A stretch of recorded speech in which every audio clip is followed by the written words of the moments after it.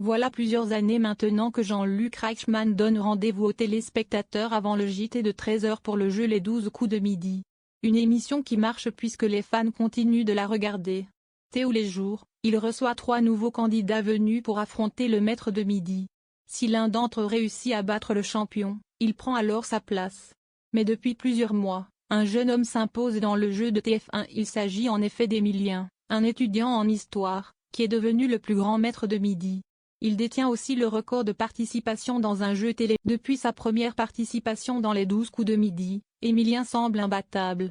Le jeune homme ne flanche devant aucune question. Il sait rester concentré pour répondre rapidement à Jean-Luc Reichmann. L'étudiant en histoire impressionne par ses connaissances.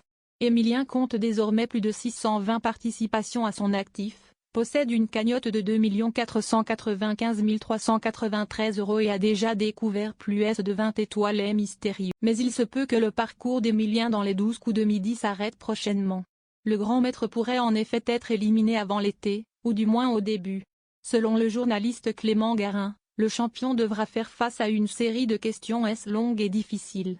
Plusieurs maîtres de midi devraient ensuite s'enchaîner avant de laisser place à une femme qui restera quelques mois dans l'émission de TF1. Emilien restera sans aucun doute le maître de midi dont les téléspectateurs se souviendront. En 2017, un autre faisait aussi parler de lui. Il s'agit de Timothée Cross, un agriculteur originaire de Cantoin dans l'Aveyron. Avec sa personnalité attachante, le jeune homme est rapidement devenu le chouchou des téléspectateurs.